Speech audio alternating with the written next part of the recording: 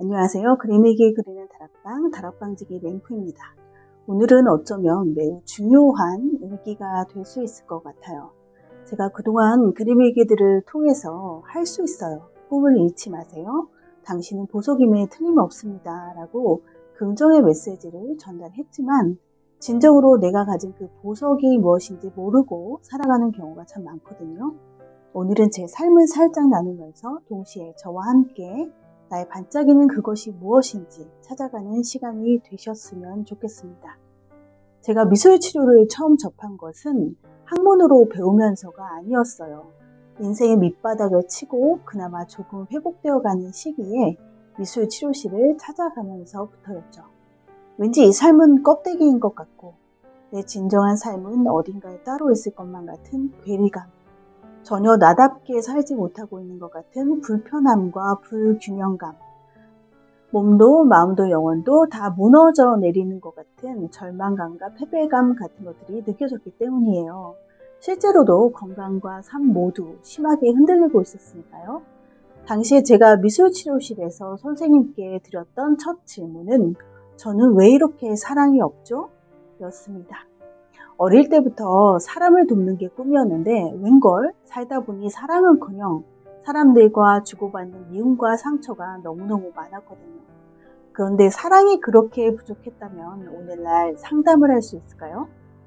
여러분들은 어떤 고민이 있나요? 어떤 단점을 가지고 있나요?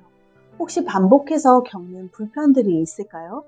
사람은 각자 타고나면서 원석을 적어도 한 개 이상은 가지고 태어난다고 생각합니다. 이 원석을 잘 재련하고 가공을 해야 보석이 되겠죠. 예를 들어 원시인들이 동굴에 살던 시절에 벼락이 쳐서 그만 나무에 불이 붙었다고 생각해 봅시다.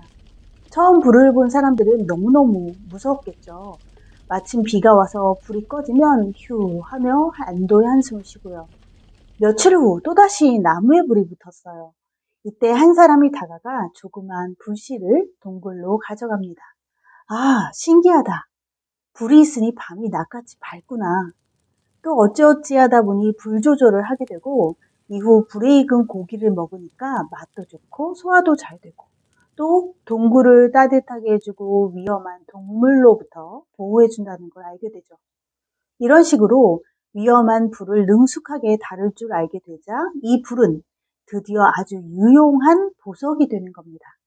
사람도 마찬가지예요. 예를 들어 불 같은 성질이 있어서 이것 때문에 관계에서 맨날 문제가 생기죠. 그런데 이 불 같은 성질을 잘 다루게 되면 카리스마 있는 성정을 가진 인물이 되는 거죠. 나는 왜 이렇게 예민할까 고민인가요? 촉이 매우 발달한 분들 계시죠? 이거 단점이라며 버릴 건가요? 이것을 잘 갖고 닦으면요. 험한 세상의 다리가 될 수 있어요. 곧 일촉즉발 양쪽이 터질 것 같은 분위기를 남들보다 먼저 감지하거든요. 그럴 때 내가 중재자가 돼서 전쟁을 막을 수도 있는 거죠. 나는 사람들의 마음이 너무 잘 느껴져서 힘든가요? 마찬가지로 훈련하면 좋은 상담가가 될 수 있겠죠. 이런 식으로 나한테 문제점이라고 생각했던 것들이 알고 보면 굉장한 빛을 발할 수 있는 보석 같은 나의 매력 포인트가 될 수 있습니다. 그런데 대부분은 마치 불을 처음 본 원시인처럼 단점인 줄로만 알고 재빠르게 불을 꺼버린다는 거예요. 그래서 오늘은 나의 가장 단점이라고 생각되는 것은 무엇인지 그림일기로 표현해보면 좋겠습니다. 이것이 나의 원석이 될 수 있겠죠? 원석의 형태를 그리셔도 됩니다. 그럼 시작해볼까요?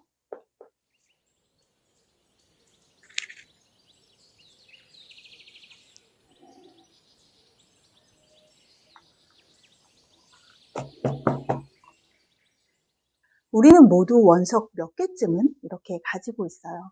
여러분들은 그중 몇 가지나 보석으로 만들었나요? 여기서 하나 매우 중요한 것은 마치 해적이 보물을 발견하는 것처럼 그런 횡재와는 전혀 다르다는 거예요. 나만의 원석을 찾아서 재련하고 가공하는 노력이 반드시 필요하다는 겁니다. 여러분 모두 묻어둔 원석을 잊지 말고 가치 있는 반짝반짝 빛나는 보석으로 꼭 재탄생시키시길 바라겠습니다. 오늘도 수고 많으셨고요. 좋은 밤 되세요. 다락방지기 램프였습니다.